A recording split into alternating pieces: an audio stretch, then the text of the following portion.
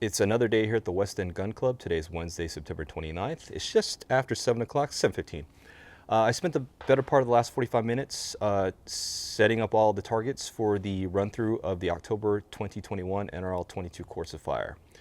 I think I have all the targets laid out how I want it for match day. It seems like it's the best fit for this range, how we have the range set up. And I need to set up the props, but before I do that, I'm gonna go ahead and zero my CZ455, which I've been bringing out to the range, but I just haven't had time to zero it.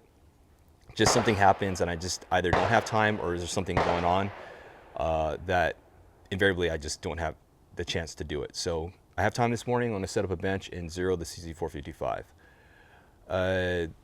Nothing else really to mention. I think one thing is hopefully my mic will work.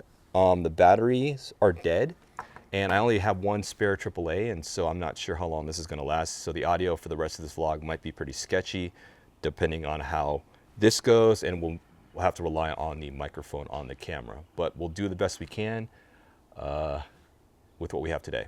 Anyway, let me go and get set up and we'll start shooting.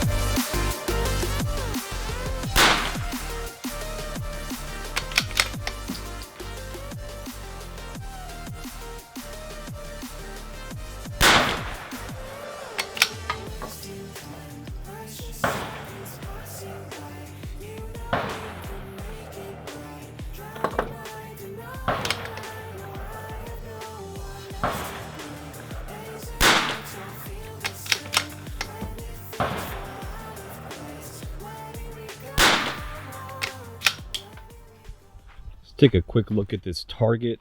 Earlier on I was actually aiming at this center line and then all my shots were on here, so these were just coincidentally hitting these bullseyes, but I wasn't really aiming these. I was just aiming here just to find the elevation. Once I dialed the elevation and windage, shot some groups here. I think I have it zeroed about where I want it to be. That's a little bit of a flyer, but yeah, the CZ455 is locked in. I'm going to go ahead and just tighten down the zero stops. We're good to go. This is a SK rifle match, and it shoots okay in this gun. Kind of at 50 yards, you kind of don't want this amount of, I guess, group size right here. That's about half an inch maybe. Kind of want it tighter than that, to be honest, but it's cool. It's a factory barrel. I did clean it out really well. After I got it back to my gunsmith, I soaked it overnight. I put like a foam earplug in the muzzle, tilted it down on my tripod, locked it in, and I put in Vortec rimfire blend down the muzzle, or down the chamber end into the bore. Let that soak overnight, and then used a nylon brush to push out any of the crud, and then I wiped it out. I'm gonna try that with C4 though, Vortec C4, because I got a bunch of that. Well, not a bunch of it, but a big bottle of that. Going to use that to clean the voodoo probably soon, because I was using that to test out on my other guns, and it took out a lot of carbon out of my revolver. When I was cleaning out the cylinders out of my 642, my Smith & Wesson 642, it cleaned out a lot of carbon crud, because like the patches were coming out black constantly. So I cleaned out the cylinders pretty well. So that stuff's pretty good. So I'm going to try that in a rimfire barrel to get it like really clean, to get rid of that carbon ring that builds up there in the chamber end. But I'll probably do that sometime at the end of the year. Anyway, we're done with the CZ455. Going to go ahead and put it away, and we'll start running through the NRL22 October 2021 Course of Fire. So I smell possibly smoke. The wind is coming this way, front to back, I think. At first I thought it was just the smell of like what was burned around here, and maybe like the dew and like that early morning humidity is causing it to like make a smell, like a burning smell. But it does smell like smoke, to be honest. So hopefully it's not a fire nearby, because we might get evacuated. But we got ranged officers here working on the range, so If there's an emergency going on, they're going to let us know ASAP. Anyway, first stage we're going to run through is called the Endless. This is 120-second part time, 13 round count, right? 13 rounds you're allowed. We'll get to that. But it's only 10 points, 10 hits with 100 points possible. We have 3 banks of targets. At 25 yards, we have the half-inch and quarter-inch KYL. At 40 yards, we have a 1-inch and 3/4-inch KYL. And at 100 yards, we have a 2-inch target. You're going to start standing, rifle and all gear in hand, mag in action open. On the start signal, the shooter will establish a prone supported position and engage the targets from near to far, small to big, with 2 impacts per target. This is a hit to move on stage. If the shooter misses the target, they must transition to support side until impact is made. Once impact is made, the shooter may transition back to strong side. The stage is over once 10 impacts have been achieved, 13 rounds have been fired, or time expires. So essentially they're giving you extra shots if you miss and you go to support side. You've got kind of like 3 extra shots allotted to you to make 10 hits. It's an interesting thing because we've never had to really keep track of rounds per se, total rounds versus hits and misses. So you're gonna have to just if you're on a stage or whatever and you're the kind of the stage officer or whomever's scoring or spotting, you've got to pay attention to the shooter, and the shooter's got to pay attention to, hey, I fired 13 rounds. Because sometimes we run 2 mags and we'll have 10 and 10, and you might lose track, right? Because it's not illegal, as far as I'm concerned, to have extra rounds in your magazine. Because if it's a failure, you go ahead and load more. But you're only allowed to shoot those amount of rounds, right? So you're only allowed 13 here. Anyway, it's a pretty straightforward stage. I think what's going to get people is if you miss, you go to support side, and if you're right-handed shoot, that means you go left, and if you're left-handed shoot, you go right, to continue shooting that until you make a hit and then go back to your regular side. Little caveat here, I am going to be mixing ammo. Apparently I don't have enough ammo. I do have enough Center X to shoot this Course of Fire without any issues, like without retries. And I only have about 50 rounds left or so, less than that, of this SK rifle match, which isn't a big deal because for some reason in this gun it's shooting really slow. I think right now at this time in the morning it's about 60 degrees. I think I need 2 mils just to get to 100 yards right now, which is kind of interesting because I usually only need 1.6 or 1.7. So it is getting colder, so maybe I should switch to SK long range match for my practice sessions or maybe even matches, because that keeps me closer to 1100. Anyway, not too concerned about if I hit or miss or whatever. I just want to run through the stage so everyone understands how each stage works. But let's go ahead and run through the Endless, and we'll see how it goes.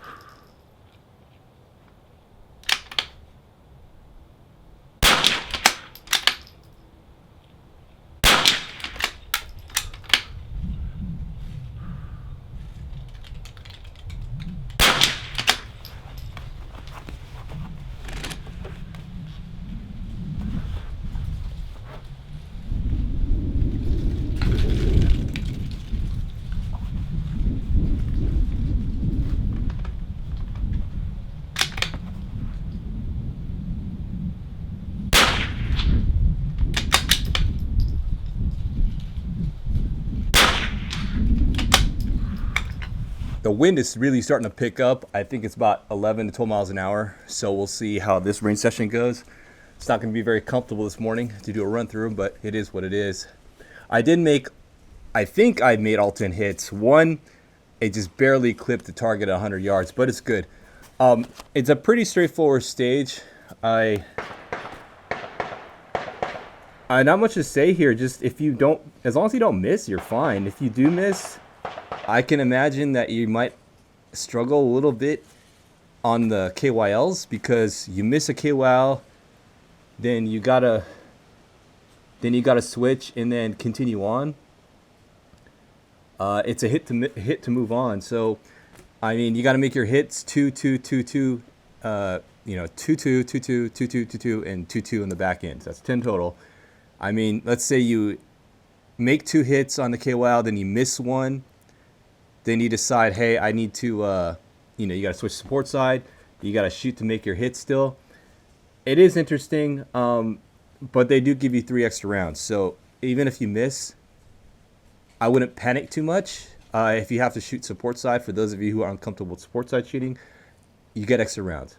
So just focus on making your hits from your strong side or your regular shooting side. I did finish with 83.76 elapsed, so I had plenty of time. I had a little bit under 40 seconds left to shoot this stage. So it's just go through the motions, make good hits, and you should be fine. Let's go ahead and move on. Hopefully the wind doesn't pick up any more than it is right now. The next stage of fire we're running through is called the Nightmare on Elm Street. 120-second part time, 10 rounds. We have 3 targets, both at 90 yards. We have a 1-inch and a 2-inch at 90 yards on a double hanger, and a 3-inch on a single hanger at 90 yards. So here's the stippler here.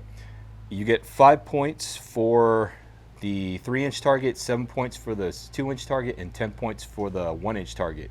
So 100 points possible, max. That's assuming you shoot the smallest target. You're going to start standing, rifle and all gear in hand, mag in action open. On the start signal, the shooter will announce which target they will engage, and engage that target with 4 shots from the top of the sawhorse. Shooter will move to the bottom of the sawhorse and engage the target of choice of 3 rounds. Shooter will then move to the top of the 5-gallon bucket and engage the target of choice of 3 rounds. So 4, 3, and 3. Shooter may change targets at any time during the stage, but must announce the target change or the impact will not count. The rifle must be mainly supported by the props with bipod not touching the ground. I'm still assuming that you could use a rear bag. That's normal. They just don't want the bipod hitting the ground. So basically your front support's going to be the obstacles of the props here. Pretty straightforward. It's just going to be whether or not you're comfortable shooting on a 1-inch target at 90 yards. I'm going to shoot the 1-inch probably. Even though SK rifle match in this gun isn't ideal, especially in these windy conditions, but we'll see if I can make hits on a 1-inch target. But I'm going for max score here, so that's what I would like to do. A 3-inch at 90 is almost too easy. Most people should be able to do that, and that'll max you out at 50 points if you want to do 10 hits on a 3-inch. So it's your choice. You can try to go. Obviously, you can mix it all up, but I'm just assuming you're going to shoot the same target for all shots. But I don't know. It's your choice. You can either max at 50, max at 70, or max at 100, or in between if you decide to change it up depending on what prop you're shooting off of.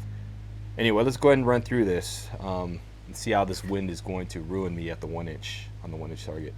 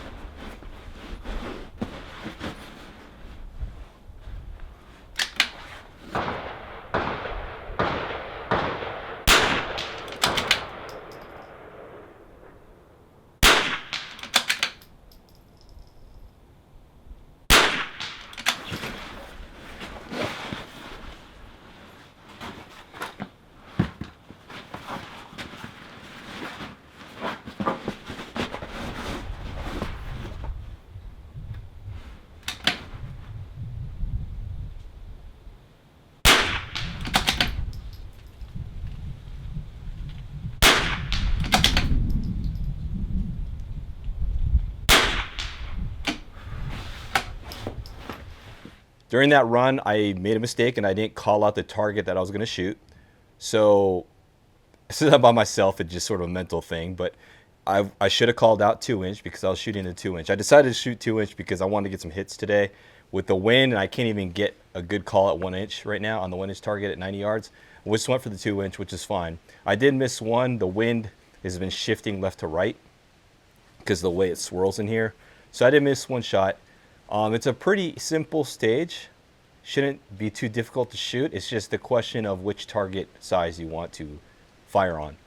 And it definitely smells like smoke, so there is a fire nearby. The range officer's been moving back and forth, so I don't think it's close enough that we should be in danger. But I am smelling a bunch of smoke right now. It's not smelling very good.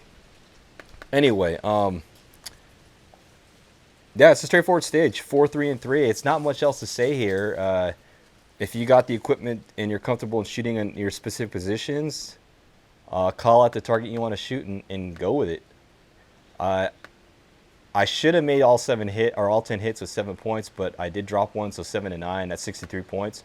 Not a very good score, I guess. In terms of, it's almost like dropping 4 shots, to be honest. But if it's a good day and there's no wind, I would suggest going for the 1-inch. But right now, with these conditions, with the wind hitting about 12, 13 miles an hour right now, definitely don't want to shoot the 1-inch. Anyway, let's go ahead and move on. Try to get through these stages before it gets really smoky out here. I am curious as to where that fire is. Third stage we're running through today is called the Tale of Two Sisters. 120-second part time, 12 rounds. We have 2 targets, 2.5-inch at 80 yards and a 3-inch at 95 yards. 10 points per impact, 120 points possible. So, 12 rounds, 12 hits. You're going to start standing, rifle and all gear in hand, mag in action open. On the start signal, the shooter will engage the targets in the following manner with 1 shot each. Tire, near, far, far, near. Cinder blocks, far, near, near, far. Tire, near, far, far, near. Shooter must perform a magazine change during this stage. The magazine will not be staged on the ground or a prop. Shooter must have their second mag on their person, whether that be in a mag pouch or in a pocket. If the shooter only has 1 magazine, they may eject the magazine. The RO will time 5 seconds. At this point, the shooter may reinsert the magazine and continue. The shooter must fire at least 1 round before conducting the mag change. The rifle must be mainly supported by the props. Bipod can't touch the ground. Pretty self-explanatory. Required mag change. So if you have like a larger than 10 rounder, you still gotta eject and reinsert a magazine in some fashion. Not really much to say not really much to say here. Just got to remember the order: near, far, far, near, and on the cinder blocks it's gonna be far, near, near, far. When you do your magazine change, sorry, it's like the smoke. The smell of the smoke is kind of just affecting me. So if I like kind of cough or something, that's because of the smoke, or the smell of smoke apparently. When you do magazine change, try to time it. I would time it between your transitions. So if you're going to transition from tire to cinder block or cinder block to tire, do your mag change there. It only makes sense because that's your natural break from position. So if you're going to break position or you're braking position, do your mag change. That's all I have to say right now. Let's go ahead and let me get some mags lit and we'll shoot this stage of fire.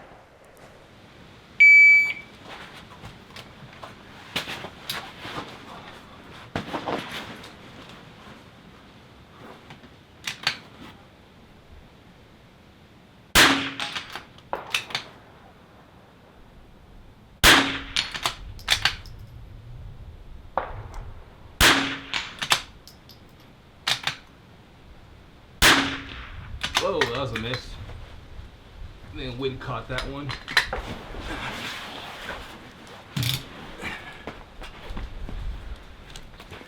Far, near, far.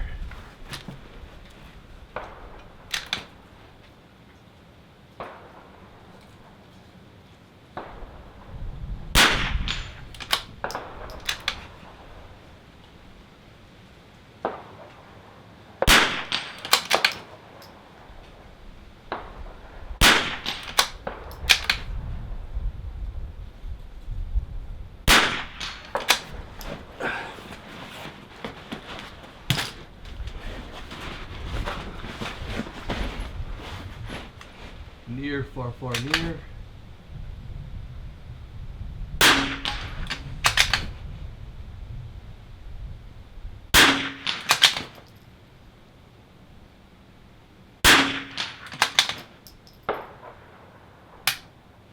what? Am I short? I was short around.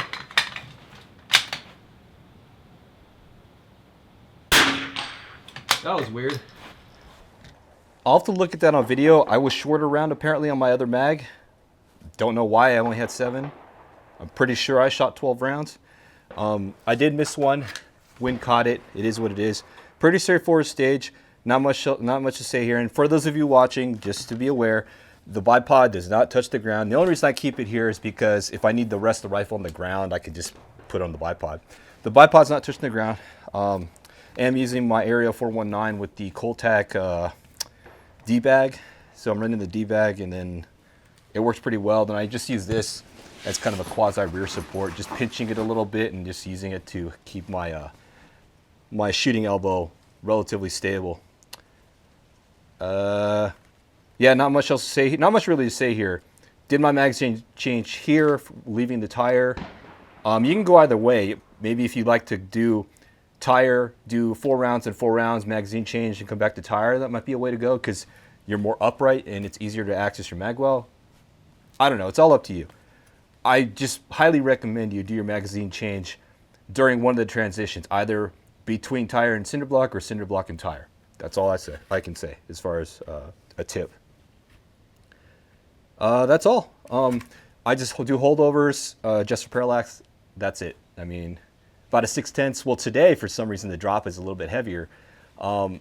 It says only 6/10 difference between 80 and 95, but I think I was holding up a little bit higher, like 8/10. But I bracketed it a little bit for my holdovers, my hold up rather. Anyway, pretty straightforward stage. Not much else to say. Let's move on. The 4th stage we're running through today is called Scream. 122nd part time, 12 rounds. We have 3 targets, a 1 inch at 50, a 1.5 inch at 60, and a 2 inch at 85. This is the bonus stage, so if you finish with extra time on the clock, you get 1/10 of a bonus point per second remaining. You're going to start standing, rifle and all gear in hand, mag in action open. On start signal, the shooter will engage the targets from the ladder in the following manner with 2 shots each. You're going to start bottom step. You're going to shoot near, then middle, so 50, then 60. You're going to go second step. You're going to shoot middle, then far, so you're going to go 60, 85. Then third step, you're going to do far near, which is 85 and 50. So 2 shots each. You're going to do 2 shots 50, 2 shots 60 from the bottom step, 2 shots 60, 2 shots 85 from the middle step, then 2 shots 85, 2 shots 50 from the third step. Pretty self-explanatory.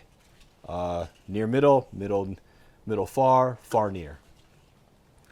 All right, let's go ahead and run through this.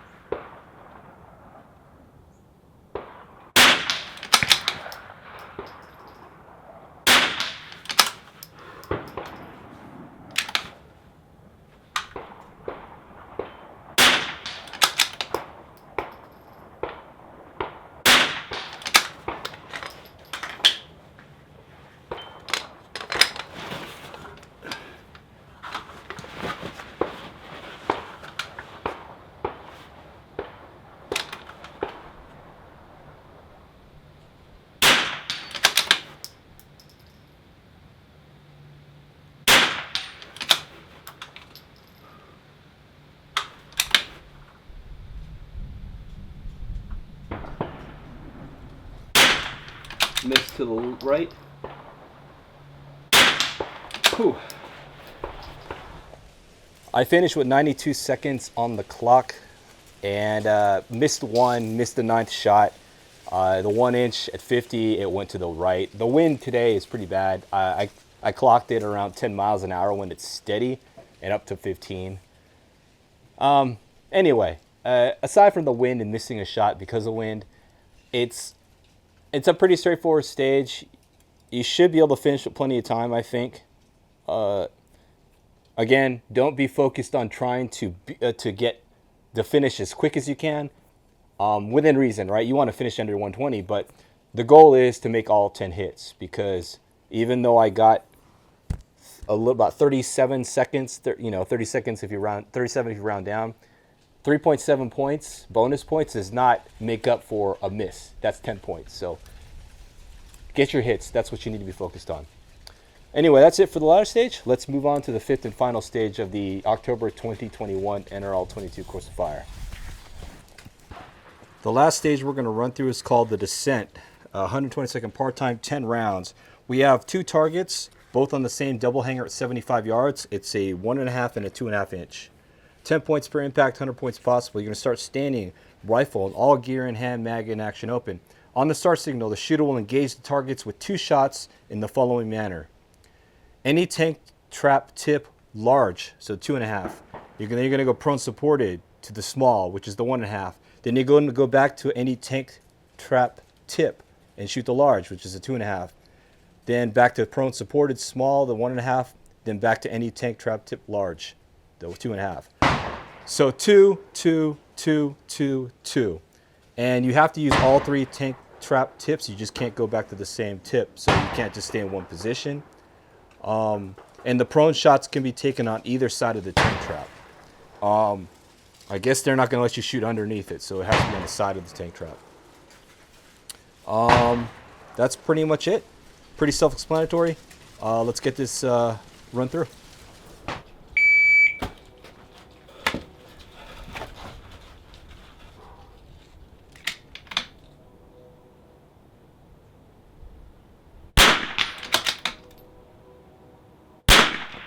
Missed.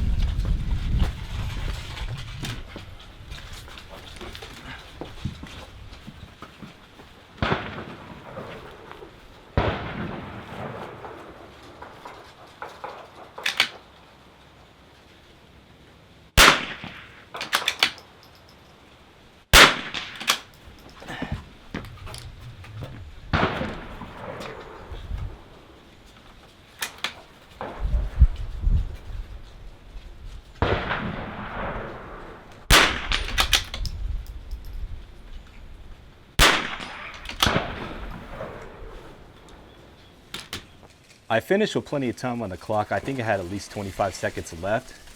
I did sort of rush you that. I missed 2 shots, I think. Missed 2 shots, 1 prone, 1 off the tip. Could have taken a little bit more time. I should have had the big bag, to be honest, for a little bit more stability while shooting the off the tank trap tips, just to give myself a little bit more, just a little bit more locked in feel, I guess. But I mean, it's just a run through, right? Just wanted to demonstrate it. And I do have the bag sitting behind me, but I'll probably run the big bag when I shoot this during the match. It's a pretty straightforward stage. Just pick which side you're going to go to. If you're going to use a support bag for prone, just stage that in your hand, and you have a different bag for the tank trap. But just stand in that spot, drop your support bag, shoot off the tank trap tip, drop down, use your prone supported position. Then I recommend picking up your prone supported bag and tossing it to the other side, then go back to the rear tip, shoot prone, then shoot the last tank trap tip. You can go left or right, either way, it doesn't really matter. It's whatever you feel more comfortable with in your cadence. Yeah, that's pretty much it. Pretty straightforward stage. As far as this Course of Fire, I think it's pretty good. At least we don't have anything odd like that rooftop stage that a lot of people were figuring out ways to shoot it, and I've gotten a lot of people kind of, I don't know if they're ridiculing how we shot it. If you watch the previous range vlog episode where we had coverage of the actual match, the other match director, he made basically what amounts to a bipod stilt, where instead of interfacing your bipod directly to your gun, you have a bipod, then an extension, which then clamps to your rifle. Worked pretty well. I would have shot better with that had I actually practiced with it a couple times, but I'm actually going to ask him if he can make me one probably, or I'll just make my own. You just need a couple of ARCA clamps to be in between, or sorry, an ARCA plate then an ARCA clamp as the in between. But I think it could come in handy for various other situations where you can't use a tripod. But anyway, that's it for this. I'm going to go ahead and start spray painting the target areas where I have targets placed, so we have those ready to go come match day. I'm going to then put in these props, get things wrapped up, and then try to get out of here because the smoke is, that smell of smoke is kind of getting to me. And it is getting windy out here, all that dust and smoke. So let's try to get cleaned up quickly and get out of here. All packed up, Kana's container sealed up, ready to get out of here. Just had to hop into the Jeep to do this outro because the wind and all that dust and smoke is really irritating the sinuses. I think there's a fire. There's got to be a fire northwest of us because that's where the wind is coming in from. Hopefully it's nothing serious because it'll be bad if there's another fire nearby. Anyway, hopefully you got some good information from this run through of the October 2021 NRL22 Course of Fire. I think this Course of Fire is pretty decent. It shouldn't be too difficult. It's just got a couple small targets this go around, and so if it's windy like it was today, it's going to cause you some problems. Definitely need to be on the ball with regards to your dope and your wind calls when you shoot this Course of Fire. So for us, it's September, it's the end of September. The match should be October 24th if my dates are correct in my head, which is the fourth Sunday of the month. As always, check out SoCalNRL22.org. I have like this FAQ page there with information on all about this match that we hold here at the West End Gun Club, you know, how to register, and a link to the practice score page for pre-registrations, etc. Got my CZ455 dialed in, so it should be okay with SK rifle match. And it should be a good loaner gun.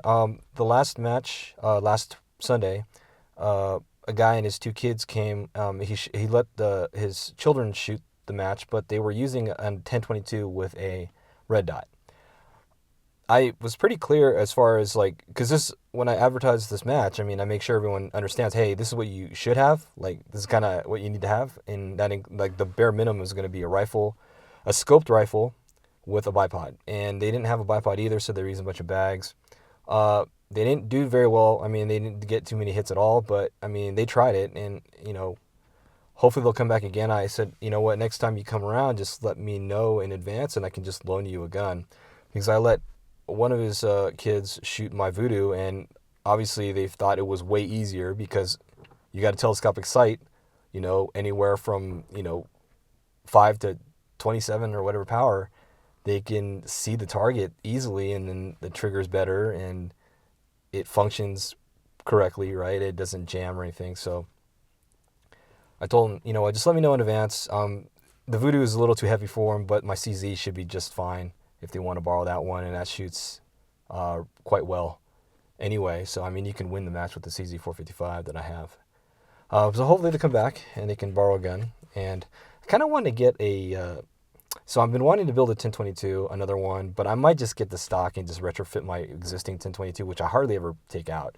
So I might just retrofit that one and put in a KRG Bravo chassis, and we'll just use that as because I need to do some videos with the 1022 and semi-auto just to show people how to run a semi-auto in NRL22, because a lot of people, their procedurals, it's incorrect, and we keep reminding them, and they're just not following. It's not getting in their head. So I want to make some videos to show people, hey, this is how you need to do. Run through your procedures when you're using a semi-auto in NRL22 matches. Anyway, I was going to do that, but I also wanted to pick up a T1X, Tika T1X, just to have one as another kind of intro gun for people. I mean, they're inexpensive, $500, just got to get a scope for it. So thinking about that, but rimfire rifles are still hard to come by. Like, I haven't seen the Tika T1X anywhere, really, at least easily to get for Californians, right? I don't want to have to pay extra just to get one. I mean, I'm willing to pay $500, which is about the normal price, but anything beyond that, no. I mean, I'll just wait, and it's not like I'm in a hurry to get one. If anything, I'd rather retrofit my 1022 right now for NRL22 matches. So I might get a KRG Bravo, stick an Arca rail on there. And I need a scope though. I don't have a scope for it. So now it has a Weaver T36, which is a great venture scope. Fine crosshair, 1/8 MOA adjustments. But I don't have another scope for it that's suitable. So I don't know, something to think about. Anyway, I need to get out of here. I want to start up the Jeep so I can turn on the AC and then get something to eat. Maybe run a couple errands before we go home. That's it for today, Wednesday, September 29th, here at the West End Gun Club. Thanks for watching. I'll see you in the next vlog.